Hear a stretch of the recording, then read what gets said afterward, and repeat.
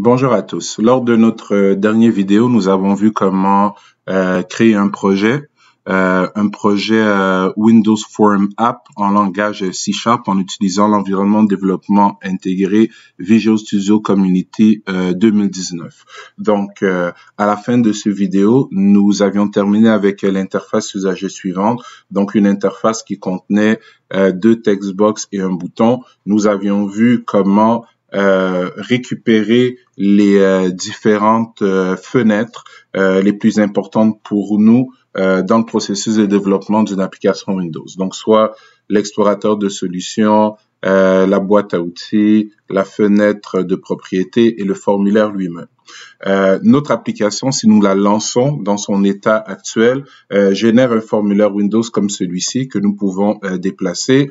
Les textbox sont l'équivalent d'input type text que vous connaissez déjà du HTML, dans lesquels nous pouvons écrire ce que bon nous semble. Par contre, lorsque nous appuyons sur le fameux bouton, même si nous pouvons remarquer qu'il y a une certaine animation sur le clic, notre application reste complètement inerte. Donc, dans cette vidéo, nous allons découvrir comment mettre de l'intelligence dans notre application.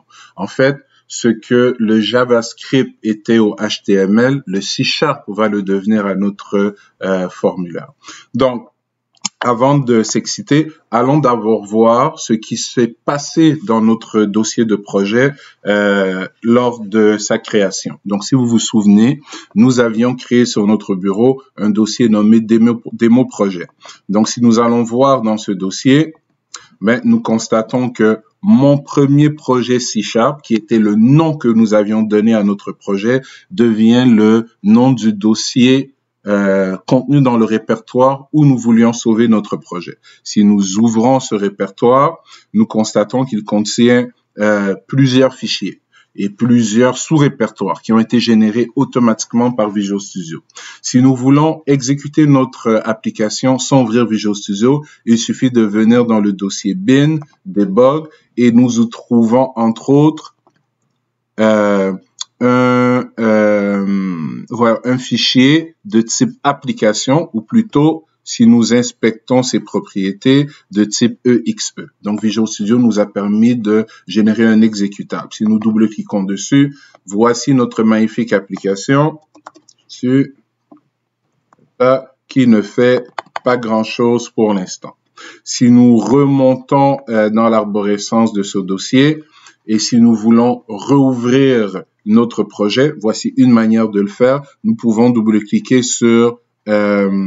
excusez-moi, je vais fermer le projet dans Visual Studio. Donc, nous pouvons venir ici dans notre dossier de projet, cliquer sur le point SLN, la solution. Donc, si je double-clique sur la solution, vous voyez que ça rouvre Visual Studio.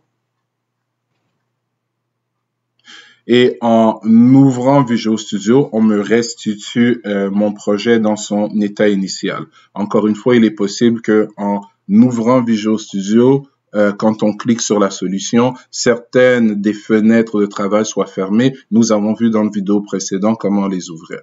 Si je referme complètement Visual Studio et que je l'ouvre avec son icône sur le bureau, vous constatez que mon premier projet C#.sln, donc le dernier projet sur lequel j'ai travaillé dans Visual Studio, apparaît maintenant dans la section des projets récents. Et si je n'ai pas changé sa localisation sur mon ordinateur, je peux sans crainte cliquer et voici mon projet qui vient d'être rouvert. Donc, voilà les différentes méthodes pour réouvrir un projet sur lequel vous auriez préalablement travaillé. Parfait. Maintenant, mettons-nous au travail.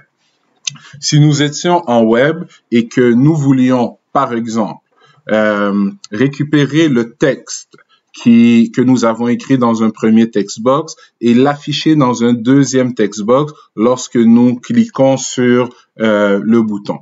Donc, nous devrions d'abord donner un ID à chacun de nos textbox, à chacun de nos input type text pour être capable de récupérer leur contenu en faisant point value et de modifier leur contenu, encore une fois, en utilisant point value.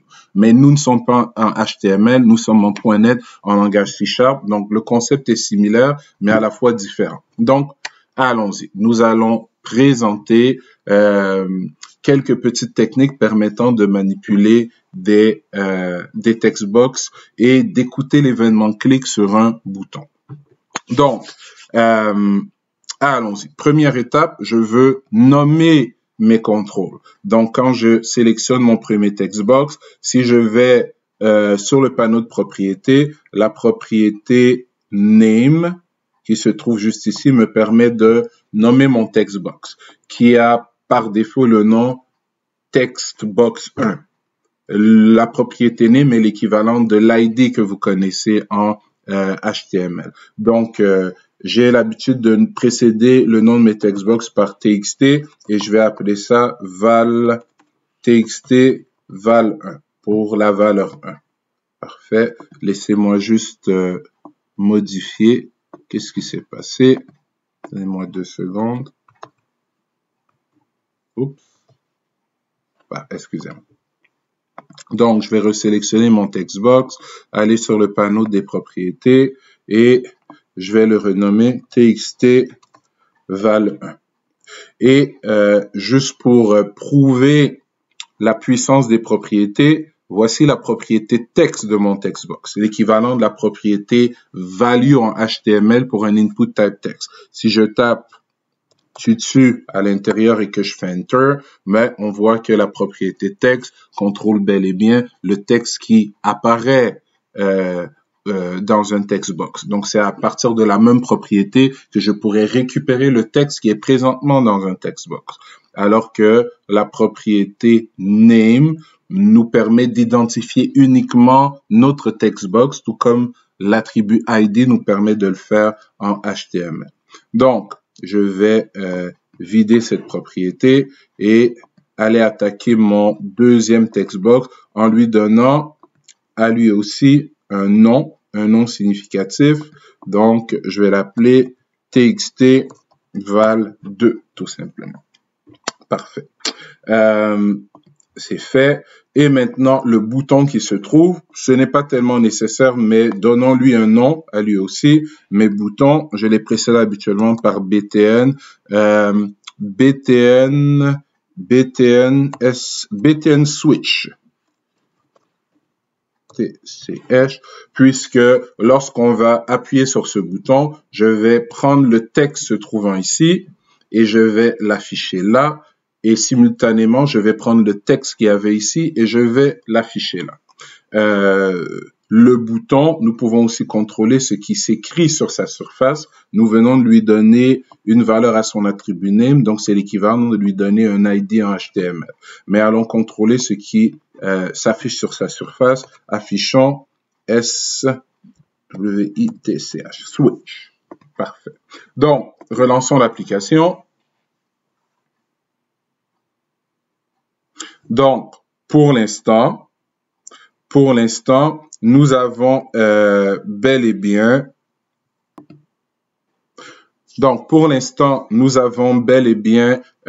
une application Windows qui contient 2 textbox que nous avons nommés.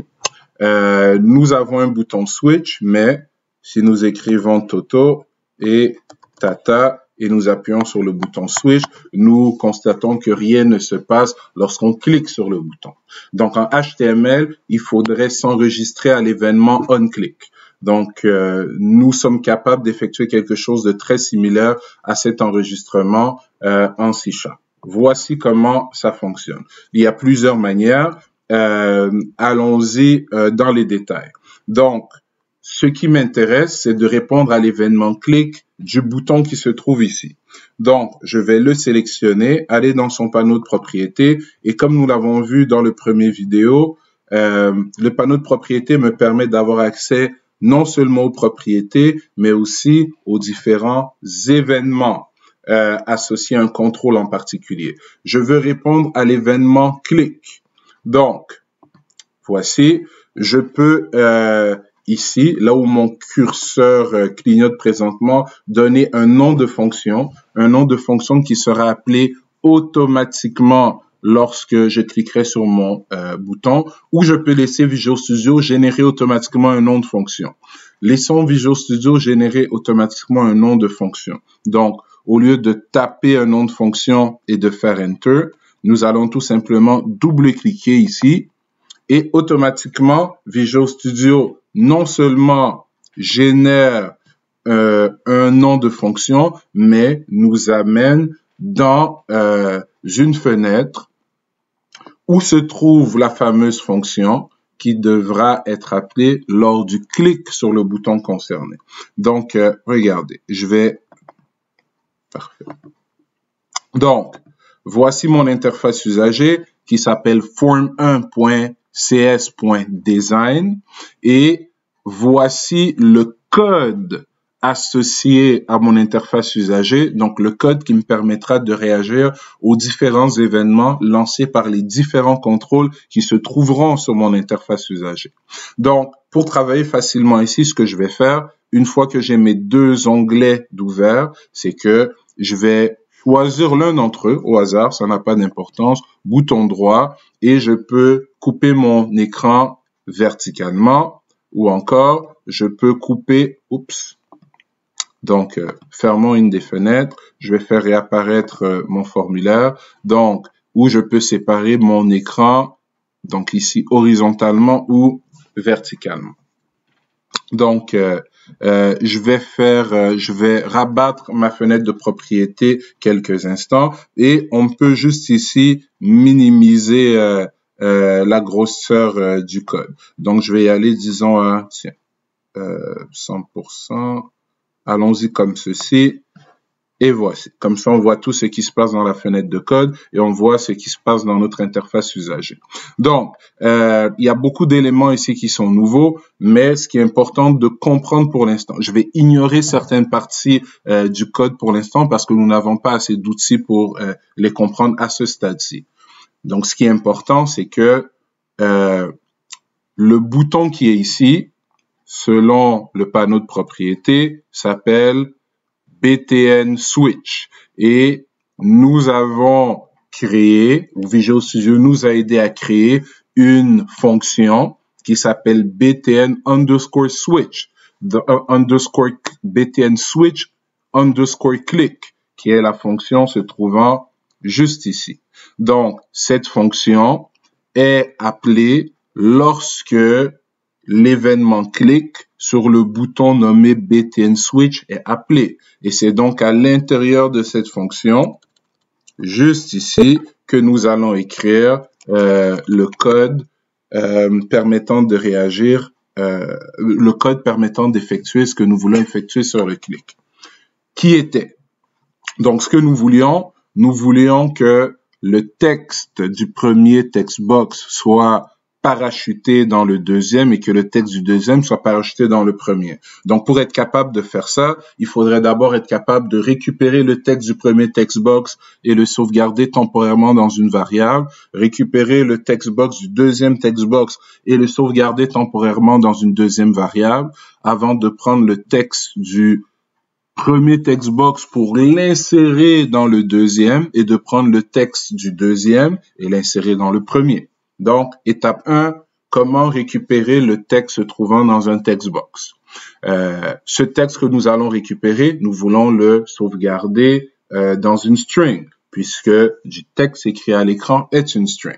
Donc, commençons par voir la syntaxe pour accéder au texte se trouvant dans un textbox. Donc, en JavaScript, nous aurions dû attaquer le textbox avec quelque chose comme document.getElementById, donner l'ID entre parenthèses, .value pour récupérer la valeur. En C#, l'ID est équivalent au name. Donc, rappelons-nous que nos textbox ont été nommés textbox val1 et textbox val2.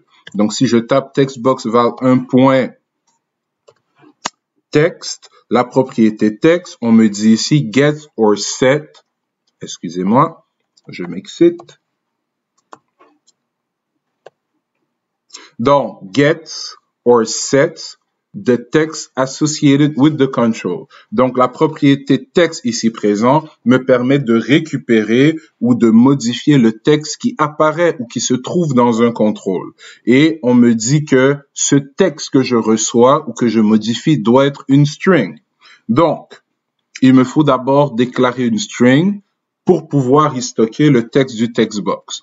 Donc, comment déclarer une variable en C#? C'est relativement simple. Nous allons donner l'exemple ici avec une string. Donc, on spécifie d'abord le type de données, string, qui est une chaîne de caractères. On donne un nom de variable valide, V1, par exemple, égale, et on peut maintenant initialiser la variable avec quoi? Avec l'information provenant de l'interface usager. Ou encore, je pourrais initialiser ma string avec bonjour, n'importe quelle string. Donc, en C# comme en JavaScript, toute ligne de commande se termine par un point-virgule. Donc, avant d'aller essayer de récupérer de l'information de l'interface usager, vérifions d'abord que lorsque j'appuie sur ce bouton, c'est cette méthode qui est appelée. Donc, je vais placer un point d'arrêt et lancer l'application. Donc, pour l'instant, je n'ai pas besoin de rentrer du texte. Appuyons tout simplement sur le bouton. J'appuie sur le bouton et pam! Automatiquement, l'application m'amène ou dans la fonction btn_switch _click. Et on voit que ma string est présentement nulle. D'ailleurs, si j'appuie sur le bouton droit sur V1, au lieu de passer le curseur dessus, je peux rajouter ce qu'on appelle une fenêtre espion, une watch window, qui me permet de voir en tout temps le contenu de ma variable. Donc, lorsque je vais appuyer sur Step Into ou F11, la flèche va exécuter l'instruction qui est pointée. Donc, allons-y, et voilà, V1 est maintenant initialisé avec bonjour. Donc, c'est magnifique, nous venons de voir comment déclarer une variable de type string. C'est la même syntaxe. Si je veux déclarer un integer, V2, et voici, je viens de déclarer une variable de type integer. Si je veux la déclarer et l'initialiser avec une valeur quelconque, voilà, j'ai déclaré une variable de type integer et je l'ai initialisée avec 35. Je vais déclarer une variable de type booléen que j'appelle vrai, et je veux l'initialiser avec true ou false, ben, je peux utiliser les constantes true, point virgule, ou encore false, point virgule. Mais on dévie ici. Mon idée était de travailler avec des strings. Donc, j'ai une variable de type string qui peut me permettre d'accueillir le texte, donc la string que je vais récupérer de l'interface usager, de ce contrôle, de mon premier textbox. Donc, répétons, pour récupérer cette information, il nous faut écrire la chose suivante.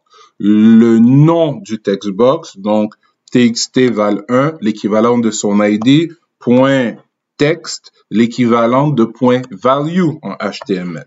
Et voilà, j'ai récupéré le texte se trouvant dans le premier textbox. Prouvons que cette ligne de code marche avant de continuer. Donc, je garde mon point d'arrêt, je démarre l'application,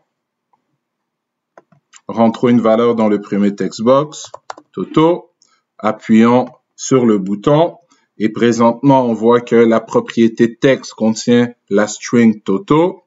Si j'exécute, la propriété texte contient toujours la string Toto, mais maintenant, la variable V1 a aussi été initialisée avec Toto. Donc, nous venons effectivement de récupérer le texte se trouvant dans le textbox 1 et dans le textbox nommé textbox txt_val1 et nous l'avions sauvé dans une variable de type string, une variable locale de type string. Donc, faisons la même chose maintenant pour notre deuxième textbox. Donc, je vais déclarer une deuxième string, v2 égale txt val2, cette fois-ci, point texte. Et voilà. Donc, bon, allons-y, nous ne sommes pas pressés. Donc, je lance mon application. Toto, tata. Parfait. Donc, on a récupéré Toto. Allons-y, rajoutons V2 dans la fenêtre espion. Donc, j'ai dit tout à l'heure, on peut passer avec le curseur sur une variable. On peut appuyer bouton droit quand on est sur une variable et faire add watch, ou on peut tout simplement écrire le nom de la variable. Donc, si j'exécute, voilà. Donc, j'ai récupéré le contenu du premier textbox et j'ai récupéré le contenu du deuxième textbox. Maintenant, je veux les interchanger, c'est-à-dire prendre la valeur qu'il y a ici et la faire apparaître dans ce textbox et prendre la valeur qu'il y a ici et la faire apparaître dans ce textbox. Donc, en HTML, en JavaScript, pardon, / est un commentaire de une ligne. En JavaScript, en C#, c'est la même chose. Donc, en JavaScript, si j'avais écrit ceci, si txt val1 était l'id d'une balise input type text et que j'avais écrit point value égale dessus, mais on ne se poserait pas la question. Tout le monde comprendrait que dans l'interface usagée, le texte qui apparaîtrait dans mon fameux textbox serait maintenant tutu. Mais c'est exactement le même principe en C#. Donc, je vais faire la chose suivante. txt val1.text, rappelez-vous, .text, get or set, donc récupère ou modifie. Donc, si je fais ceci, égale V2, donc V2 est une string et text est capable de recevoir ou de retourner des strings. Donc, je viens de prendre la valeur que j'ai récupérée du deuxième textbox et je l'ai insérée dans le premier textbox. Évidemment, txt val2.text égale V1. Voilà. Enlevons le point d'arrêt, lançons l'application et observons tout simplement le résultat. Donc, Toto, Tata, et si j'appuie sur le bouton, Toto et Tata viennent d'être inversés. Allons-y plus lentement. Donc, je vais mettre mon point d'arrêt ici. Et dans ma fenêtre espion, en tout cas, lançons l'application d'abord. Donc, allons-y avec tutu, parfait. Donc, j'ai déjà V1 et V2 dans ma fenêtre espion, mais en plus, je vais faire la chose suivante. txt val1.text